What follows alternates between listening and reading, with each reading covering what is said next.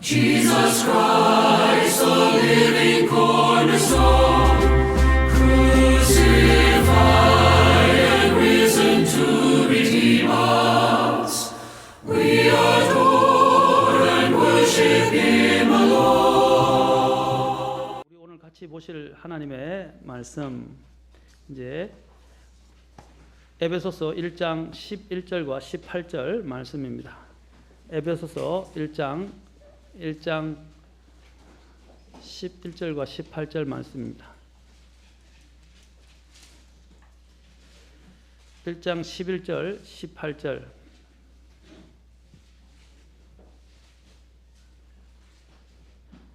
두 절입니다. 1장 11절과 18절. 다 찾으시면 함께 봉독하겠습니다. 시작. 모든 것을 자신이 뜻하신 계획대로 이루시는 분의 목적에 따라 우리가 예정되어 또한 그분 안에서 상속 유업을 얻었으니 18절. 너희 지각의 눈을 밝히사 그분의 부르심의 소망이 무엇이며 성도들 안에 있는 그분의 상속 유업의 영광이 얼마나 풍성하며. 기도하겠습니다. 하나님, 오늘도 이 말씀을 높여주시고 주님을 사랑하여 이 자리에 특히 남아있는 우리 성도들을 기억하셔서 꼭 하나님 말씀으로 감싸 주시고 은혜를 더해 주시고 또 위로해 주시고 경고해 주시고 또 붙잡아 주시기를 원합니다.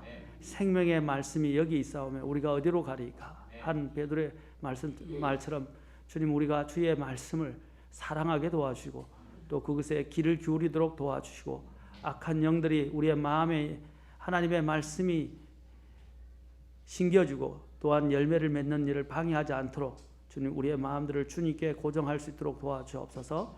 예수님의 귀한 전함을 받들어 기도합나이다. 아멘. 앉으시겠습니다. 지난번에 제가 이제 5가지 왕관에서 남은 부분 조금만 말씀을 더 드리고 오늘 그리스도인이 받게 되는 상속 유업에 대해서 말씀을 드리겠습니다. 그리스도인이 받게 되는 상속 유업. 이제 지난번에 마지막에 왕관 중에서 이제 목양자들에게, 목회자에게 주어지는 영광의 관에 대해서 살펴보았습니다.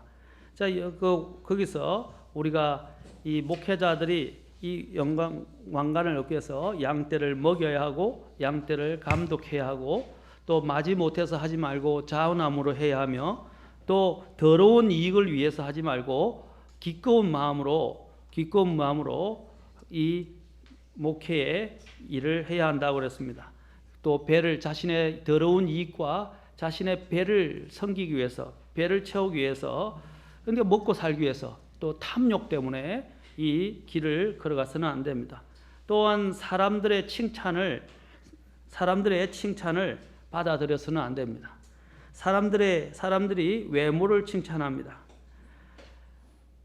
그러한 외모의 칭찬이나 또 사람들에게는 칭찬에 들어가면 목회자들이 주의해야 될 것이 몇 가지 있는데 바로 그 중에 하나가 돈, 그 중에 하나가 또한 여자, 또 그 중에 하나가 뭐냐면 명예라는 것입니다. 이 세 가지가 굉장히 가장 큰 적 중에 하나입니다. 그래서 그 부분에서부터 자기를 지키기 위해서는 먼저 목회자가 항상 먼저 자기 자신을 먹이고 자기 자신에게 주의를 기울여야 된다고 말씀을 드렸습니다. 그리고 더러운 이익, 이 돈이라는 것들은 항상 그래요. 물질이 있는 곳에 사람의 마음이 가기 마련입니다. 목회자가 전에도 얘기했지만 직업이 되면 안 돼요. 목회자는 직업이 아니라 소명으로 하나님의 부르심에 따라서 일하는 이 거룩한 직무입니다. 그래서 이것을 직업으로 생각해서는 안 됩니다. 여러분들도 목회자가 혹시 또한 재정적인 문제로 인해서 여러분이 목회의 일들을 게을리하거나 또 잘 감당하지 못하고 또 시험에 빠지도록 해서는 안 됩니다. 성경이 말하는 옛날에 우리가 많은 사람들이 11조를 부정하는데 11조를 하면 잘못된 것이고 다음에 11조에 대해서 정확하게 제가 쭉 과거부터 성경의 신약의 원리에까지 이르기까지 말씀을 드리고 우리가 오늘 아침에 봤던 히브리서를 통해서도 말씀을 드리고 히브리 7장에는 또 원리가 나와 있어요. 히브리 7장을 통해서도 살펴보겠지만 이 11조가 마치 율법의 산물이고 종교의 행위며 또 이미 끝난 것처럼 이야기하는 사람들이 많습니다. 그러나 성경은 그 원리들을 그대로 신약에서 갖고 와서 적용하고 가르치고 있습니다. 구약에 보면 특히 여러분 느헤미야 시대에 제사장들을 세워놨는데 제사장들이 11조를 이스라엘 백성들이 잘 내지 않아서 결국에는 제사장들이 자기 삶을 위해서 다 제사장직을 버려버리고 삶의 현장으로 돌아가 버렸습니다. 그래서 하나님을 섬기는 이 직무들을 감당하지 못해서 느헤미야가 굉장히 분노하게 됩니다. 분노에 차게 됩니다. 마찬가지로 목회자들이 물질적인 문제로 인해서 여러분 주님 앞에 이렇게 전심으로 말씀을 준비하고 말씀을 먹이고 목양하는 이 일들을 하지 못하도록 하면 안 돼요. 근심으로 일하게 하면 안 됩니다. 그렇다고 해서 목회자들이 또 뭐 부하게 탐욕스럽게 또 왕처럼 군림해서 그런 것들을 가지고 또 그런 목적을 위해서 살아서도 안 되지만 그러나 목회자들이 또 염려함으로 인해서 사실 사역을 하게 해서는 안 됩니다. 대부분 이런 참 이상한 이런 근본주의 독립침례교회 이런 계열들은요 다른 이런 교단 교회보다 사실 사람들이 더 적습니다. 왜냐하면 우리가 가는 길은 좁은 길이기 때문입니다. 그리고 정말 더 바른 진리를 추구하고 또 지키고자 하는 마음 때문에 오히려 이 길이 더 험난하고 더 좁고 인기가 더 없습니다. 이단이라는 소리도 어떤 데는 종종 듣기도 합니다. 성경을 모르는 사람들이 성경을 제대로 지키는 사람들을 이단이라는 소리는 이미 교회사에서부터 이루어졌던 일들입니다. 그런데 오히려 이런 진리를 지키는 자들을 우리는 더 귀히 여겨야 되고 더 소중히 여겨야 되고 그들이 물질적인 문제로 인해서 하나님의 이러한 막중한 사역들을 감당하지 못하는 일들이 없도록 해야 됩니다. 그런데 보면 독립침례교회나 성서침례교회의 근본적인 성서침례교회를 보면 되게 열악해요. 그래서 목회자들이 상당히 사실은 이 재정적인 문제나 또 이런 생계의 문제로 인해서 굉장히 많은 고통을 겪고 있습니다. 어떤 때는 성도들에게 말을 못하고 또 시간당 이렇게 파트타임으로 일을 하기도 하고 그런 일들이 일어납니다. 그러나 성도들을 보면 성도들은 오히려 일반 신자들보다 더 못하게 자신들은 누리고 먹고 다 풍부하게 누리고도 남으면서도 교회 목회자를 위해서 또 심지어는 교회의 이런 사역이 더 원만하게 목회자가 할 수 있도록 만들어주지 않습니다. 그렇게 되면 어떻게 했어요? 목회자가 본연의 일을 할 수가 없게 됩니다. 본연의 일을 제가 아까도 역종 구약에서 느헤미야 시대에 제사장들을 그들이 이스라엘이 이런 헌물과 11조를 통해서 지원을 해야 되는데 이 지원을 하지 않게 되니까 드려야 될 것들을 드리지 않으니까 그들이 다 도망가게 된 것처럼 마찬가지로 그들이 이런 물질적인 문제로 하나님의 사역에 하지 못한다면 그 손해가 누구에게 들어가냐면 하나님이 그 교회를 복을 주시지 않으세요. 두 번째로는 성도들이 목회자가 더 전심으로 말씀을 준비해야 되는데 말씀을 준비할 수 있는 여력이 없게 돼요. 왜냐하면 돈을 벌어야 되고 생계를 유지해야 되는 그 근심 때문에 염려 때문에 또 그것에 시간을 빼앗기다 보니까 하지 못하게 됩니다. 여러분 목회자들이 물질에 염려 없이 이 일들을 할 수 있도록 만들어줘야 됩니다. 제가 목회자이기 때문에 아닙니다. 항상 우리들은 그런 마음으로 이 일들을 해야 됩니다. 그러지 못하니까 목회자들이 자꾸 물론 지나쳐서 분수 이상으로 욕심을 부리는 목회자들도 있습니다. 오히려 여긴 독립침례교회 이런 목회자들 보면 너무 열악해서 심지어는 제가 시골에 있는 제가 아시는 분인데 시골에 교회라는데 시골 교회 가도 목회자들을 김치 담가주죠. 모든 채소, 쌀, 야채, 밭에서 농사한 것 다 갖다 주더라고요. 그리고 심지어는 김장 담은까지 다 갖다 줘요. 목사님과 사모님들이 오히려 더 일을 하지 않게 하고 본연의 일을 하게 하고 오히려 시골 교회인데도 어려운데도 특히 옛날에 있었던 할머니들이 더 순수해요. 더 열심으로 제가 그래서 우상화 시키거나 목회자들 그렇게 떠받들어야 된다고 말씀드린 게 아니라 목회자를 사랑하고 하나님 주신 목회자를 또한 아끼고 또 그것에 대해서 자신이 할 수 있는 데 최선을 자신이 할 수 없는 부분은 못하지만 할 수 있는 것은 몸으로 하느니까 자신이 열심히 수고해서 벌어들인 것들을 통해서 섬기고 이렇게 하더라고요. 그래서 보면 이런 독립침례교보다도 시골 교회인데 더 열악한데 사례비도 더 많고 더 많은 부분을 지원해주고 더 많은 부분에서 사역을 할 수 있도록 만들어주더라고요. 제가 그렇게 해서 그런 부분들을 지금 여러분들이 요구하는 것이 아니라 우리가 기본적으로 교회를 세워가는 데 있어서 목회자가 해야 될 책임도 중요하지만 의무도 중요하지만 성도들이 이 목회자가 또한 그런 시험거리나 또 이런 잘못에 빠지지 않도록 기도해 줘야 되고 지원해 줘야 되고 지지해 주고 격려해 줘야 됩니다. 히브리서 13장에 보면 뭐라고 그랬습니까? 너희 목회자가 기쁨으로 그 일들을 하게 하라 그랬어요. 근심이나 슬픔으로 하지 말고 기쁨으로 그 일을 하게 하라 그랬어요. 우리 성도들이 해야 할 때는 목회자들이 그런 정말 하나님 앞에 바르고 하나님 앞에서 이렇게 중심을 갖고 진리 안에서 열심히 수고하는 분들이라면 배나 존경해야 되고, 또한 그 교리에 수고하시는 분들은 아니라 본을 보이는 분들을 더 우리가 따르고 또 그들을 지지해주고 또 지원해줘야 할 것입니다.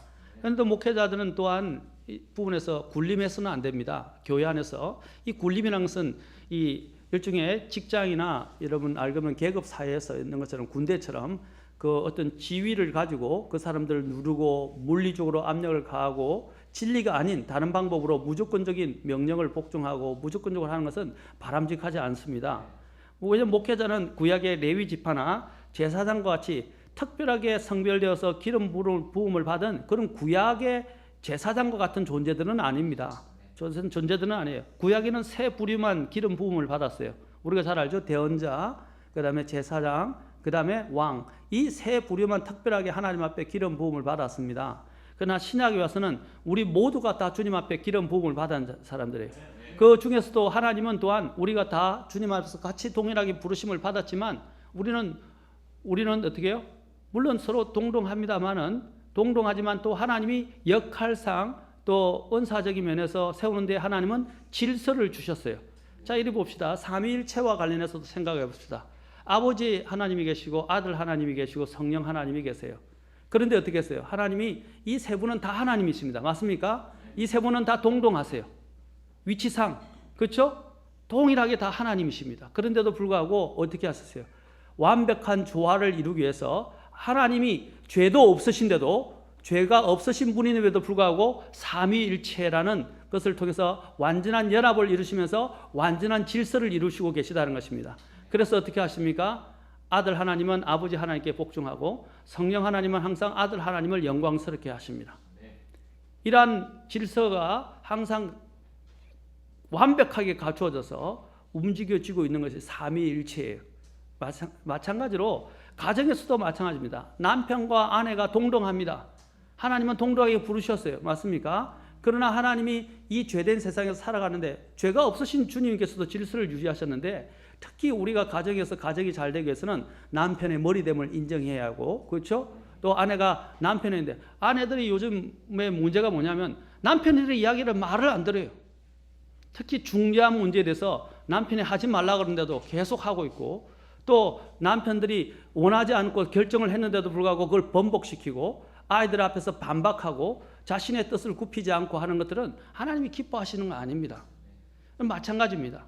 또 교회 안에서도 마찬가지예요. 하나님이 교회 안에서도 하나님께서 질서를 주셔요. 다 동등하지만 하나님이 특별히 목양하라고 하위 목자로서 주님께서 목사를 세워주셨습니다. 목회자들을. 그러면 그 목회자들이 이제 하나님 앞에서 위임된 받은 가운데서 감독을 할 때에 가급적이면 진리의 문제가 아니라면, 그렇죠? 진리의 문제가 아니라면 우리는 복종해야 하고 순종해야 하고 또 그것을 지지해 줘야 되고 따라가야 합니다. 마찬가지입니다. 가정에서도 마찬가지야. 아내에게 심지어는 여러분 보면 놀라운 게 있어요. 베드로서에 보면 베드로 3장에 보면 아내들이 아브라함에 대해서 뭐라 불렀다고 그래요? 사라가 아브라함에 대해서 주라 불렀다고 되어 있어요. 이게 구시대적 발상이 아니에요. 신약 시대에서 사도 베드로가 이야기하는 거예요. 그런데 여러분 주라고 불렀던 부분과 뭐가 관련이 있냐면 사라가 이복 누이 동생인데, 그렇죠? 이제 그가 기근으로 인해서 이방 땅으로 가게 됐을 때, 다른 곳에 가게 됐을 때 심지어는 자기를 이복 누이 동생으로, 실제 누이 동생이긴 했지만 이제 이복 동생 사촌 동생이 사촌강이죠, 그렇죠? 일종의 혈육 관계의 동생이 있어요. 그 동생을 어떻게 했어요? 다른 남자에게 어떻게 해요? 자기가 목숨의 위협을 받으니까 다른 남자와 사실은 잠자리를 하게 하는 부분까지 말을 못하고 허락을 해줬어요. 그런데 사라는 어떻게 했어요? 그까지 순종을 했다 이 말입니다. 그러자 하나님께서 이미 아시고, 제가 그까지 순종하라는 그런 뜻은 아닙니다. 그런 짓거리는 하면 안 되죠, 그렇죠? 안 되는 일이에요. 그러나 그런 부분에서까지 어떻게 했어요? 사라는 복종을 했다고 말하고 있습니다. 그렇죠? 그러면 너희들이 아브라 사라처럼은 사라들이 하나님의 딸들이 된다고 말하고 있어요. 사라의 딸들이 된다고 말씀하고 있습니다. 제가 말하는 원리들을 잘 이해하셔야 돼요. 하나님 앞에서 하나님 주신 부분에 목회자들은 물리적인 형태로 성도들에게 무조건적인 복종을 요구하고 맹목적으로 따라갈 것을 요구해서는 안 되고 그들을 위해서 군림하려고 해서는 안 됩니다. 그리고 하이어라키라고 하는 계급 체제, 이것을 요한계시록 2장과 3장에서는 성경에서 2번 언급되는데 니골라당이라고 이야기합니다. 니골라당 들어보셨죠? 소아시 7교회에서 2교회 언급을 합니다. 이 니골라당이 뭐냐면 니카오 플러스 라오스로 해서 니카오는 conquer, 정복하다. 라오스 하면 레이티라고 해서 레이맨 또는 해서 이런 평범한 사람이란 뜻입니다. 다시 말해서 평신도를 지배한다라는 겁니다. 이런 것들이 로마 가톨릭에서 전형적인 모습을 볼 수 있고 기성교당 교회에서 전형적인 모습을 볼 수 있어요. 여러분, 우리는 하이어라키, 바로 이렇게 있는 계급 체계를 통해서 하나님을 섬기는 존재들이 아닙니다. 우리는 동등합니다. 다 자원함으로 하나님 앞에 나옵니다. 그러나 하나님이 또한 교회의 이러한 세움을 위해서, 하나가 됨을 위해서 어떻게 했었냐면 또한 하나님이 질서를 부여하셨어요. 그래서 고린도전서에서는 이 질서가 다 깨져 버렸어요. 다 자기가 잘났다 그러고 자기가 많이 한다 그러고 자기 은사가 대단하다고 그래서 이 질서 가운데서 혼란해진 교회예요. 사도 바울이 아까 이야기했지만 고린도 교회를 사랑했지만 그들은 어린아이와 같은 교회였어요. 정말 육신적인 교회였어요.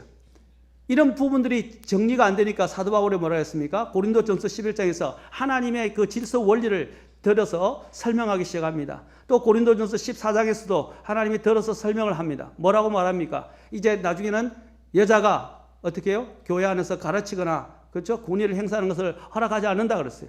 남편에게 조용히 물으라 그랬어요. 특히 왜냐하면 여자들이 교회 안에서 득세를 했기 때문입니다. 그리고 또한 공적인 발언에 대해서 주의하지 말라고 해서는 안 된다고 말합니다. 그리고 또한 뭐라고 말씀하십니까? 품위 있고 질서 있게 행하라. 하나님은 혼란의 창시자가 아니요 화평의 그렇죠? 하나님이시다고 말씀하십니다. 하나님이 추구하시는 부분의 원리들을 우리가 이해할 필요가 있어요. 엄격한 침례교회에서는요, 여자들이 심지어는 간증도 못하게 하고요, 기도뿐 아니라 간증도 못하게 하고 또 리더가 되지 못하게 합니다. 심지어는 발언도 못하게 하는 교회도 있어요. 여자들 하여금. 그 고린도 교회에 있는 고린도전서의 말씀이나 디모데후서의 말씀을 엄격하게 적용한 것입니다. 그런데 저희들에게는 그러나 간증할 기회는 주지 않습니까? 특히 그러나 자매님들이 저는 특히 교회 특히 총회 같은 거 할 때 함부로 발언하고 함부로 막 의견을 개진하려고 하지 마십시오. 자매님들은 더 신중하셔야 돼요. 발언을 하는 문제를 더 신중하셔야 돼요. 더 엄격하게 적용한다면 발언권을 안 줄 수도 있어요. 그러나 또 이렇게 생각합니다. 이러면 너무 답답하지 않느냐, 구시대적이지 않느냐, 아니면 성경이 말씀하시는 거예요. 또 하나는 뭐냐면 그렇다고 여자의 지위가 어디서 향상되었습니까? 우리 같은 이런 엄격한 지위를 가진 데서도 오히려 또 여자의 권위를 향상시켜 주었어요. 옛날에는 여자들은 종과 같았어요. 그러나 그런 여자들의 여건들을 좀 더 자유롭게 신장시켜주고 남편과 동등한 입장에까지 가져다 주게 한 것이 침례 성도들이에요. 노예 제도에 대한 문제에 대해서 이 부분들에 대해서도 노예들을 존중하고 인격적으로 대우한 것이 침례 성도들이었어요. 제가 말씀드리고자 하는 것은 목회자도 군림하려 해서 안 되고 성도들도 또한 그렇다고 해서 함부로 또한 이 질서를 깨뜨리면서 이 하나님의 교회의 이러한 하나님 주신 화평을 깨뜨려서는 안 된다는 것입니다. 서로가 복종해야 되고 서로가 주님의 질서 안에서 또한 화합을 이루어서 교회를 세워가야 합니다. 아멘. 하나님은 이 니골라 등의 행위와 교리를 미워하신다고 말씀하십니다. 요한계시록 2장 6절 15절에 나와 있습니다. 그 다음에 마지막으로 목회자는 양떼들에게 본이 되어야 합니다. 전에도 얘기했지만 장로라는 것은 본과 관련되어 있습니다. 양들은 자신의 목양자를 따라야 합니다. 목양자의 영적 생활과 언행 하나하나가 그들에게 보이지 않는 주요한 영향을 끼침을 알아야 합니다. 목회자는 세상의 기준에 합당한 자격 요건을 갖추어서는 안 됩니다. 오늘날 목회자의 자격 요건에 보면 신학교 나오고요. 그 다음에 몇 년 동안 단독 목회하고요. 강도사 시험 치고, 강도사 시험 치고 난 다음에 이렇게 단독 목회를 하고, 단독 목회를 이제 하고 나면 어떻게 해요? 그 다음에 목사 고시를 친 다음에, 그 다음에 목사 고시에 합격하고 난 다음에 교단으로부터 안수를 받아서 목사가 됩니다. 성경에 그런 게 어디 있어요? 목사 고시라는 게 어디 있어요? 왜 고시라고 하는지 아십니까? 여러분 목사 시험 어렵습니다. 범위 많아요. 성경 66권은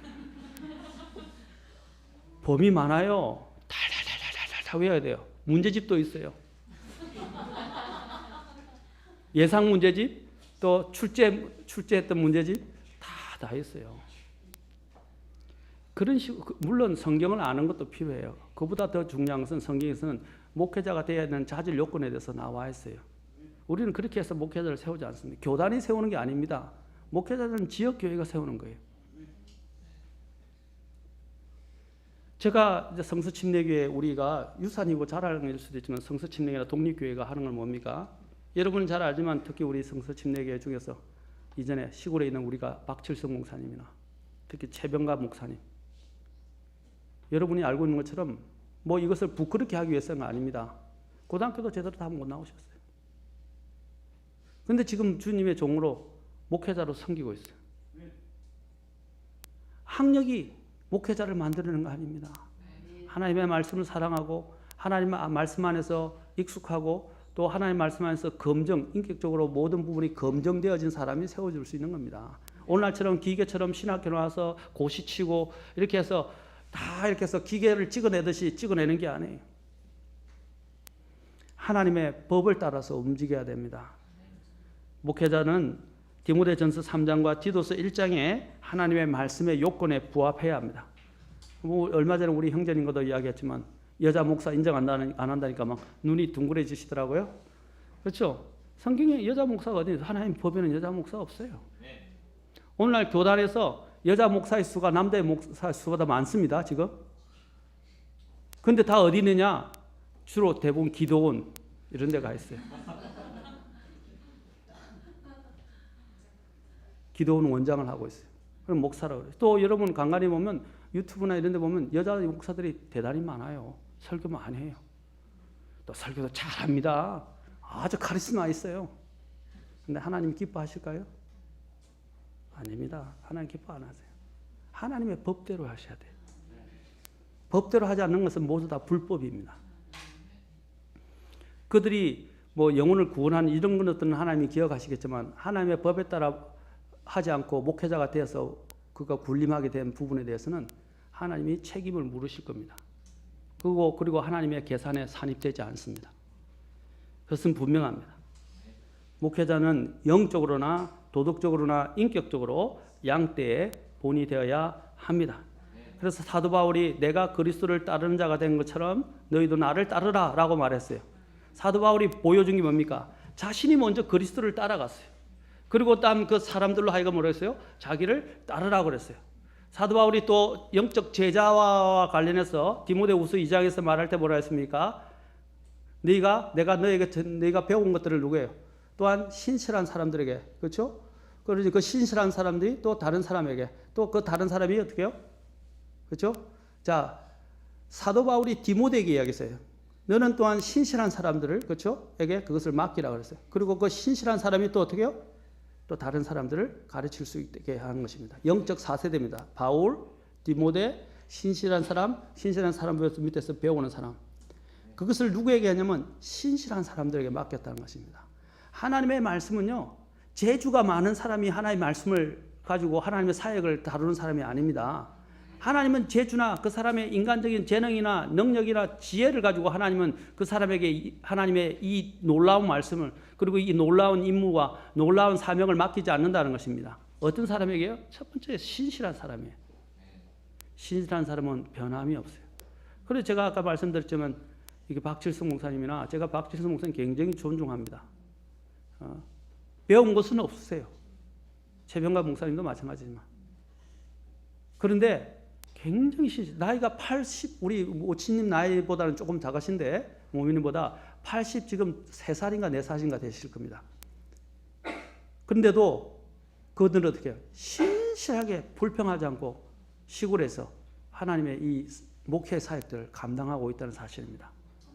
얼마나 놀라운지 저는 존경스러워. 제가 그렇게 할 수 있을까? 그런 생각이 들 때가 많이 있습니다. 양들은 아까도 말했지만 사도 바울이 그리스도를 따르는 것처럼 너희도 나를 따르라 그랬어요. 제가 그리스도를 따른다면 여러분들은 저를 따르셔야 됩니다. 제가 그리스도를 따르지 않는다면 저를 버리십시오. 그러나 제가 그리스도를 따르는 한 여러분들은 저를 따르시고 저와 함께 순종해서 나아가야 교회가 세워질 수 있습니다. 여러분 스타일 이야기하지 마세요. 이 제일 유치한 스타일이 사람들이 뭐냐면 스타일 이야기하는 사람이고 철학 이야기하는 사람이고 스타일 이야기하고 성격 이야기하는 사람들이. 바나바와 바울은 정반대의 성격이었습니다. 하나님이 쓰시는 사람들의 성격은 다 다릅니다. 그 사람의 성격이 장점이 될 수도 있고 단점이 될 수도 있어요.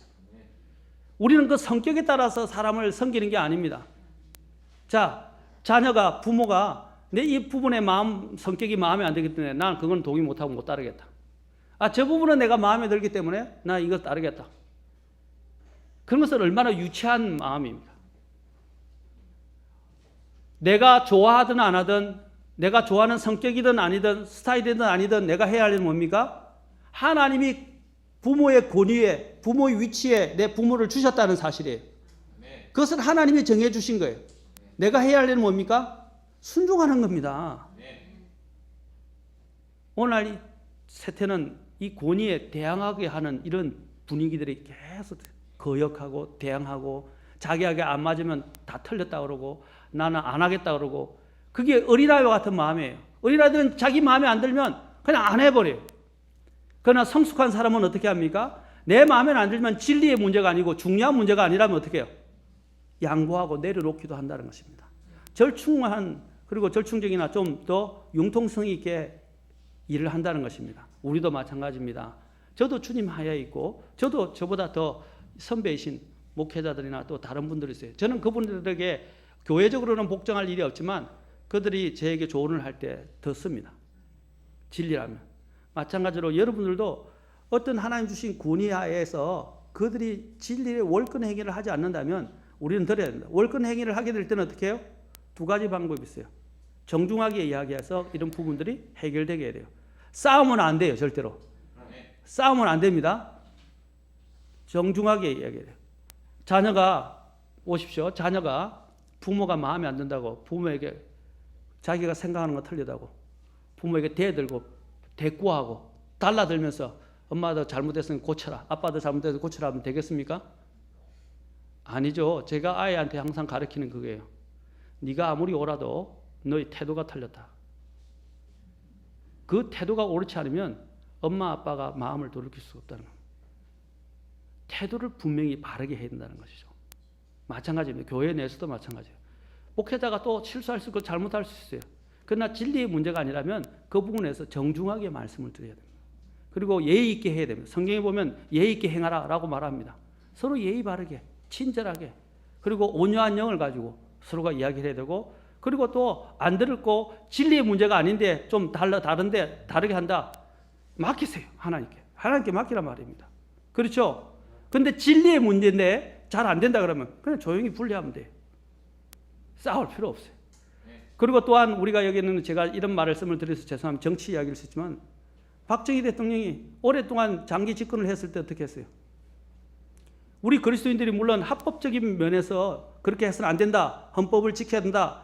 그렇게 해서 한글은 할 수 있지만 내가 가서 총을 쏴서 죽여서 바꾸면 안 되는 말입니다. 내가 안 하면 누가 하시는 거예요? 하나님이 다른 사람을 통해서 하게 하세요. 그렇지 않습니까? 제가 하는 것은 정치를 이야기하려는 것이 아니라 우리가 하나님의 교회를 세워가는 원리에 대해서 말하는 것입니다. 월권 행위를 했다 그러면요. 길에서 하나님께 맡기세요. 그리고 하나님이 바꾸시도록 하세요. 하나님이 손대도록 하십시오. 만약에 그것들이 안 될 것 같아 도저히 안 될 것 같으면 그럼 조용히 분리해서 더 성경적인 교회로 가면 됩니다. 교회 안에 싸우면 안 돼요. 분란을 만들면 안 돼요. 하나님이 하실 문제예요. 물론 내 교회를 지켜야 된다고 생각하지만 지켜야 되겠지만 지키더라도 하나님이 주신 방법으로 선으로 악을 이겨야 되지 악으로 악을 이기려고 하시면 안 되고 그 사람이 악하다고 해서 내가 악으로 대항해서는 안 된다는 것입니다. 우리가 잘 아는 대표적인 행당동 교회가 왜 저런 문제가 있어요. 지금은 많이 바뀌어지고 자리를 잡았지만 제가 그 교회를 이야기하려고 그 역사를 보면 부끄러운 거예요.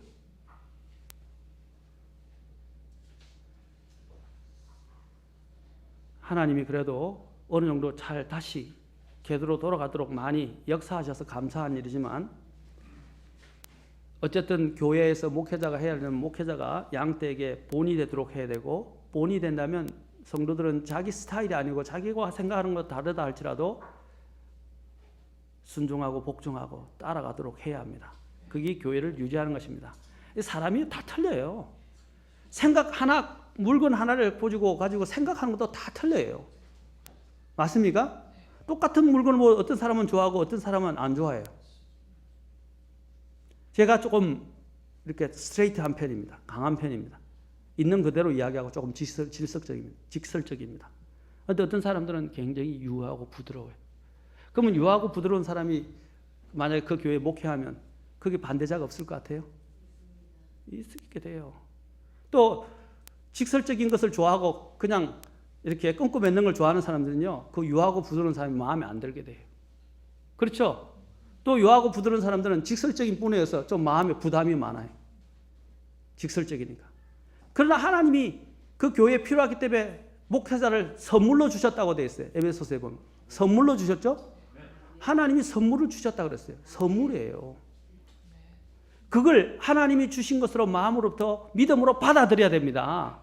문제가 뭐냐면 그 사람을 있는 그대로 안 받아들이고 자꾸 내 모양을 가지고 내가 판단하고 그 사람을 바꾸려 하기 때문에 문제가 생기는 거예요.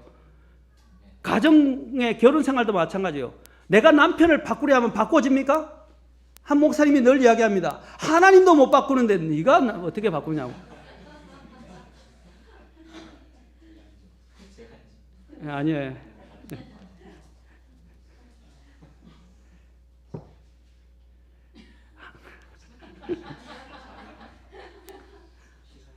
하나님도 어떤 때는 기다리시고 또 인내하시고 바꾸기로 하는데 하나님이 역사 못하시는 게 아니고 하나님이 기다리시는 거예요, 사실은.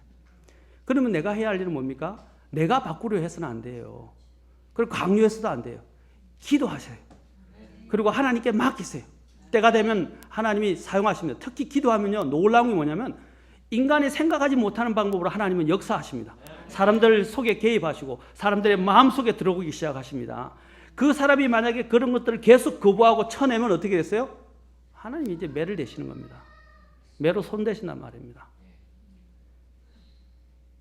그러나 여러분 권위자가 권위를 통해서 이야기할 때 권위에 대해서도 받아들이지 않는 사람도 있어요. 그거 어떻게 하겠습니까? 받아들이셔야 됩니다. 그러나 받아들이지 않을 때도 그것도 어떻게 해요? 나쁜 말로 잡아 죽일 수도 없고. 그렇죠? 주님께 맡기셔야 돼요.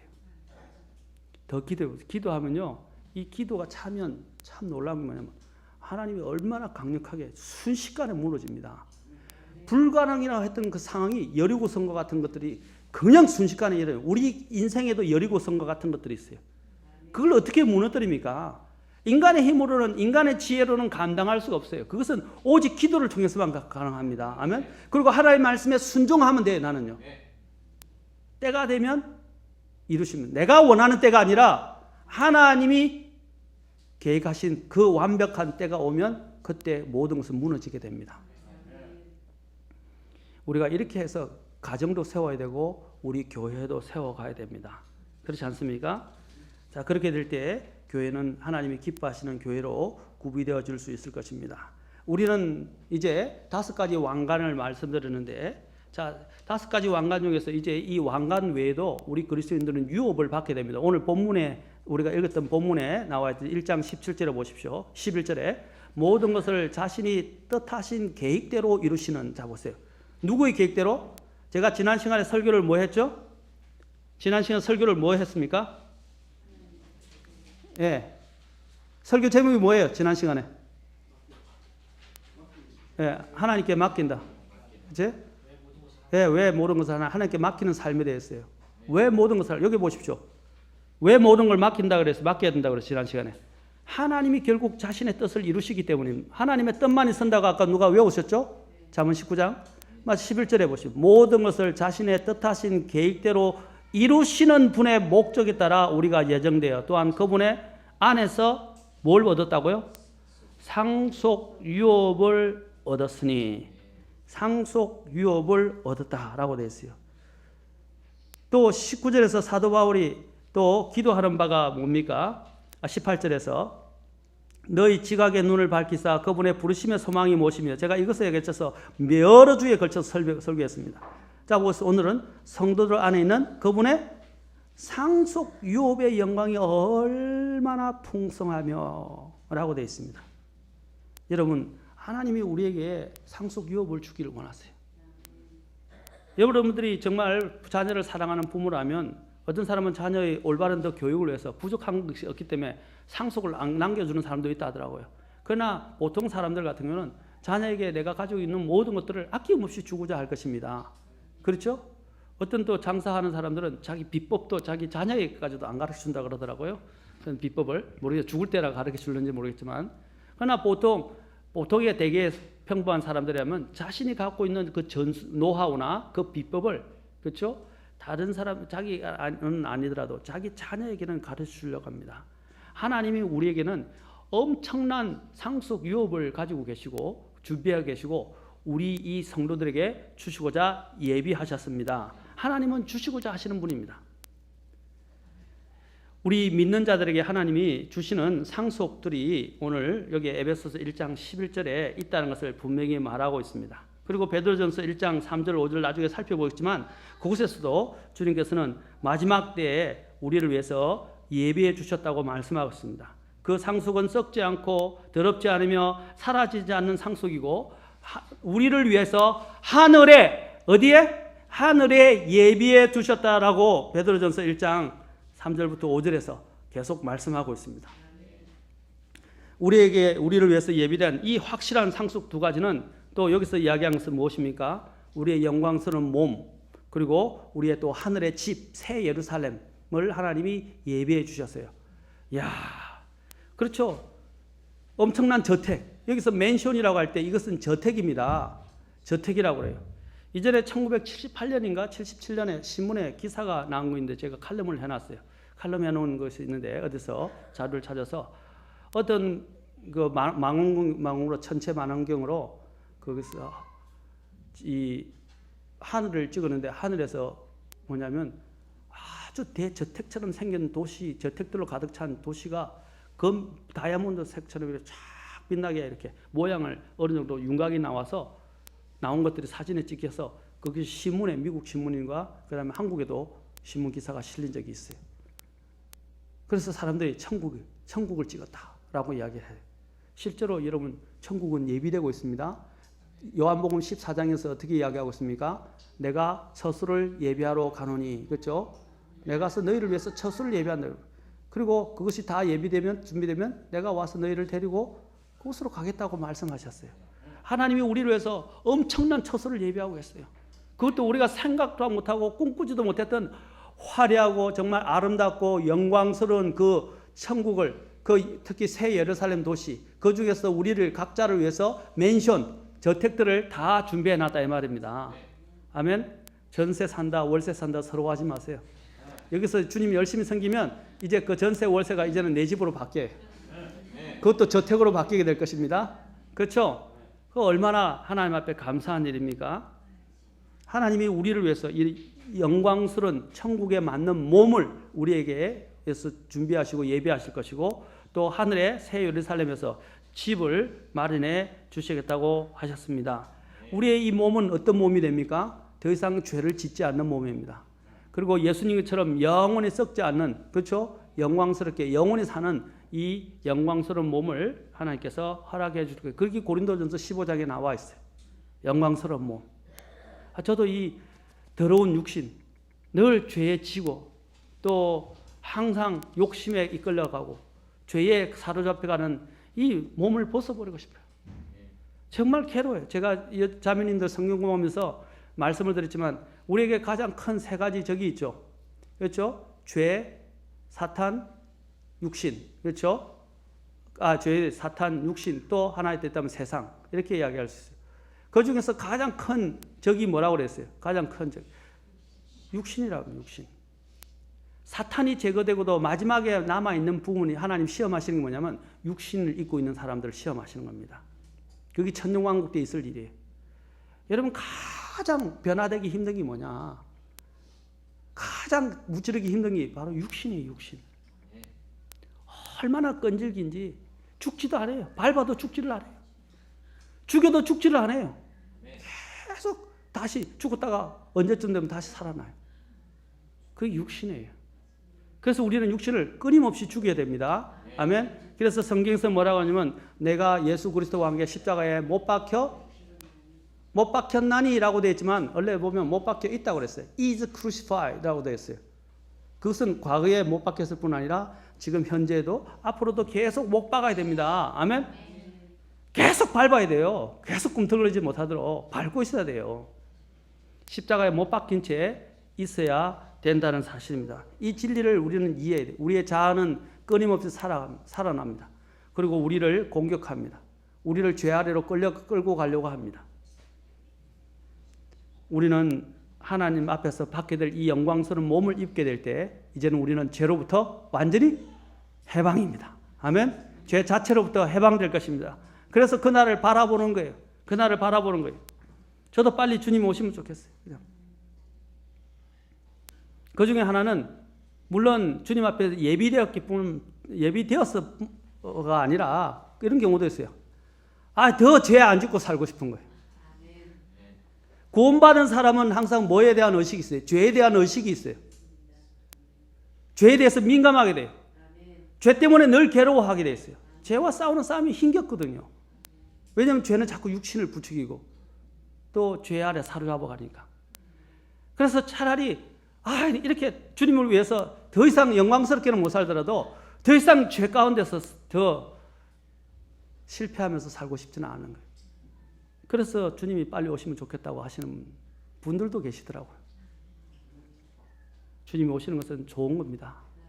완전히 자유함을 누리게 될 것입니다. 아멘. 자, 우리가 또한 주님 앞에서 이제 상속을 받게 될 뿐 아니라 상급을 받게 됩니다. 이 이스라엘 사람들은 상속 중에서 상속 안에 이제 상이 있는데 그 상들을 그들은 생각하고 있었어요. 그들이 받을 상은 무엇이었습니까? 하나님이 특히 아브라함을 위해서 아브라함에게 씨를 이야기하셨고 또 아브라함에게 다스릴 권세를 주시고 또 아브라함으로 하여금 또한 그 다스릴 땅을 주시겠다고 약속을 하셨어요. 그래서 그것을 통해서 하나님이 또 이스라엘에게 이 아브라함의 씨였던 이스라엘에게 약속하신 게 무엇입니까? 하나님이 그들에게 왕국을 약속하셨어요. 왕국. 그래서 이스라엘 백성들은 아직도 메시아가 오기를 원하고 자신들의 땅에 지상 왕국이 설립되기를 원한 겁니다. 왜냐하면 그들에게 상속으로 또한 그들에게 상으로 주실 것이기 때문입니다. 우리가 이 세상에서 부귀영화와 또 이 세상에서의 누릴 것들을 자꾸 구하게 되고 또 그것을 추구하게 되는 이유는 바로 우리가 아직도 이러한 상속을 바라보지 못하기 때문입니다.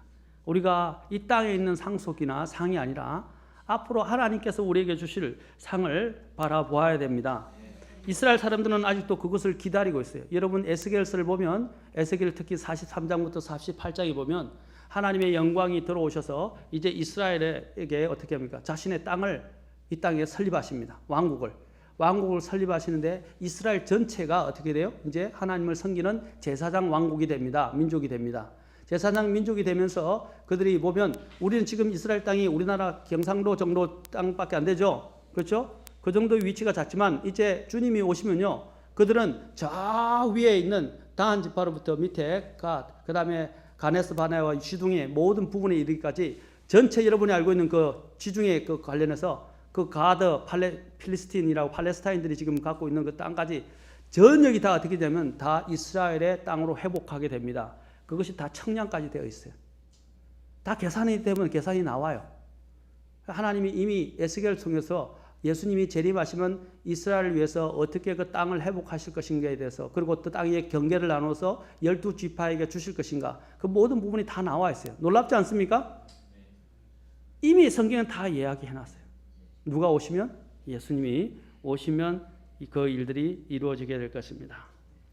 주님께서는 이 상속 재산이 될 것들을 위해서 우리가 특히 구약에 명령하기를 신명기 19장 14절에 이렇게 말씀하십니다. 너는 주 내 하나님께서 내게 주어 소유하게 하시는 땅에서 곧 내 상속 재산이 될 내 상속 유업에서 옛 사람이 정한 내 이웃의 지계표를 옮기지 말지니라 라고 말하고 있습니다. 하나님이 그어놓으신 그 상속분을 우리가 더 지나치게 욕심을 낸다든지 또 하나님이 기뻐하시지 않는 방법으로 변경하려 해서는 안 됩니다.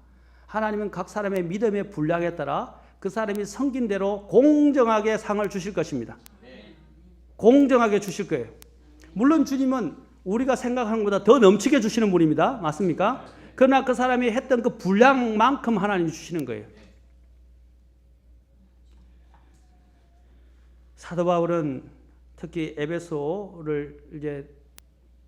에베소 장로들을 청해놓고 밀레도에서 이제 떠나가기 시작하면서 장로들을 모아놓고 말씀합니다. 사도행전 20장 32절 보십시다. 20장 32절 그리고 26장 18절 이 두 구절을 잠깐 보도록 합시다. 사도행전 26장 18절 그 다음에 20장 먼저 32절 보겠습니다. 그가 이제 밀레도에서 에베소 장로들을 청해놓고 그들에게 이제 당부를 하고 마지막 고별 설교와 인사를 하면서 이제 32절에서 말합니다. 자 보세요. 이제 형제들아 내가 너희를 하나님과 그분의 은혜의 말씀에 맡기노니 이 말씀이 이 말씀이 굉장히 중요합니다. 이 말씀이 너희를 능히 든든히 세워 거룩히 구별된 모든 자들 가운데서 너희에게 무엇을 주리라? 상속 유업을 주리라 라고 말하고 있습니다. 이 상속 유업을 갖게 하는데 굉장한 우리의 원동력이 되는 소스는 하나님의 말씀입니다. 말씀이 우리가 이 상속 유업을 받도록 우리를 든든히 세워주고 거룩히 구별하게 해 주실 것입니다. 또 26장 18절 가서 봅시다. 바울이 자신의 회심에 대해서 증언을 합니다. 이제 자기의 회심에 대해서 증언을 하면서 18절에서 이렇게 말합니다. 이제 하나님께서 이 바울에게 말씀하신 거예요. 내가 너를 17절부터 내가 너를 백성과 이방인들에게서 건져내어 이제 그들에게로 보내는 것은 그들의 눈을 열어 이 그들에게 보내는 사도 바울이 이제 가서 선포하는 선포자 대상자들에게 이제 말합니다. 그 대상자들의 눈을 열어서 그들을 어둠에서 빛으로 사탄의 권세에서 하나님께로 돌아오게 하려 하며 또 그들이 죄들의 용서를 받고 내 안에 있는 믿음으로 거룩히 구별된 자들 가운데서 상속 유업을 받게 하려 합니다. 하나님이 우리에게 지금 상속 유업을 얼마나 강조하고 계십니까? 우리 성도들이 참 살아가는데 큰 우리에게 비전을 가져다 주고 우리가 주님을 섬기는 것이 결코 헛되지 않는다는 것을 말해주는 것입니다. 여러분 이것을 값없이 헛되게 해서는 안 돼요. 갈라디아서로 한번 더 가서 갈라디아 3장을 한번 봅시다. 왜 헛되게 하는 갈라디아서에서는 이 부분들에 대해서 간접적으로 얼마나 우리에게 강력하게 이 부분에서 말하는지 한번 생각해 봅시다. 고린도 전후서 다음에 갈라디아서 있습니다. 3장 4절을 보십시오. 3장 4절. 이 갈라디아서에서 3장 3절과 4절 다 같이 보겠습니다. 너희가 그렇게 어리석으냐 너희가 성령 안에서 시작하였다가 이제는 육체로 완전해지고자 하느냐. 그들이 시작은 참 잘했어요. 은혜로 성령 안에서. 그러나 육체로 이제는 행위로 이제 은혜가 아닌 행위로 나아가고자 했어요. 또 율법을 다시 돌아가고자 했어요. 4절 보세요. 너희가 겉으로 많은 것들로 헛되이 고난을 당하느냐. 과연 그 일이 헛되냐. 여러분 우리가 헛되이 고난 당하는 게 아닙니다. 우리가 고난을 당하면 또한 뭡니까? 통치하리로다라고 말하고 있어요. 로마서와 빌립보서에서. 우리가 고난을 당하면 그만큼 주님 때문에, 주님의 복음 때문에, 주님의 이름 때문에 고난을 당하면 그만큼 우리는 하나님 앞에서 또 누릴 것이 많아지고 또 주님과 함께 통치하게 될 것입니다. 여러분, 절대로 우리가 믿는 것은 헛된 것이 아닙니다. 하나님이 그분의 뜻하신 계획대로 우리에게 상속 유업을 받게 하셨습니다. 그리고 또한 에베소서 1장 18절에 있는 것처럼 우리가 누리는 상속 유업의 영광이 얼마나 풍성한지 조시는 분들이 계셔서 그렇습니다. 얼마나 풍성한지 하나님께서 알기를 원하십니다. 아멘. 여러분, 이것은 눈으로도 보지 못했고 귀로도 듣지도 못했으며 마음으로도 깨달아 알지도 못했던 것입니다. 상상을 할 수 없는 거예요. 여러분 인생에서 보지 못한 아마 보석을 본다고 생각해 보세요. 예? 보석도 이만한 금반지 정도가 아니라 이 전체가 다 금이라고 생각해 보세요. 제가 일본에 그 교토에 갔는데 교토에서 한 그 왕이 옛날 왕이 거하던 곳인데 우리나라 경복궁처럼 복원한 경복궁과 같아요. 그게 이렇게 뭐냐면 호수가 있고요. 잔잔한 자그마한 연못과 같은 호수가 하나 있고 그게 이렇게 큰 왕이 거처하던 곳인지 아니면 왕이 놀던 곳인지 모르는데 그 왕의 이런 궁전이 하나 지어졌는데 이름을 모르겠어요 제가. 근데 제가 놀란 게 뭐냐면요. 금이에요 금. 예? 금각사라고 그래요. 예. 금인데 봤는데 그 금이 이 호수에 다 비쳐가지고요. 호수가 다 찬란하게 반짝반짝 빛나는데 얼마나 대단하든지 야 엄청나더라고요. 왕이 저런 데서 살았나 생각하더라고요. 왕이 저런 데서 살았나. 근데 우리가 천국 가면 어떻게 해요? 우리가 밟고 다니는 거리가 다 금이에요. 아멘? 다니는 거리가 다 금이에요.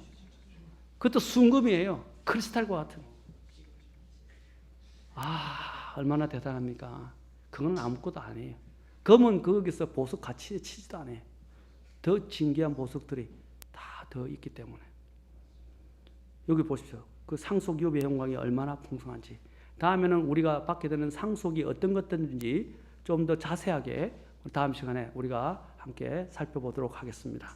기도하시겠습니다. 다 같이 일어서시겠습니다.